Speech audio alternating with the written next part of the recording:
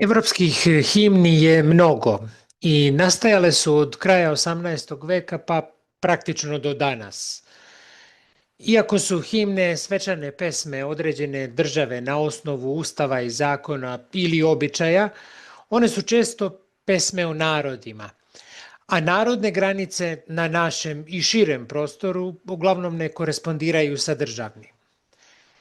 Tako je ista pesma Imnos istin elefterija ili himna slobodi, himna i Grčke i Kipra.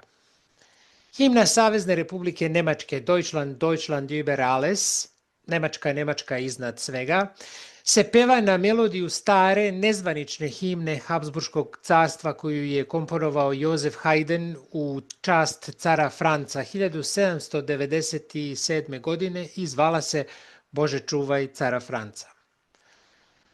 Tekst današnje himne Savezne Republike Austrije napisala je Paula von Preradović, unuka Petra Preradovića, general majora austrijske vojske, inače Srbina, pesnika slavenofila koji se danas u susjedstvu drži za hrvatskog pesnika, iako je porodica Preradovića poreklom iz stare Srbije.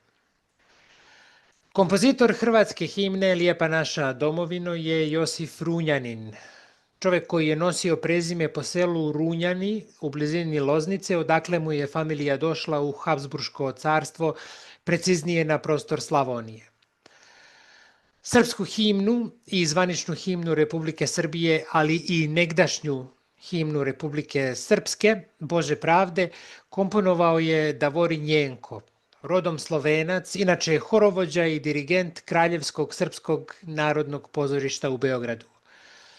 Jenko je još komponovao i Napre i zastave slave, što je docnije inkorporirano kao slovenački, odnosno treći deo himne Kraljevine Srba, Hrvata i Slovenaca.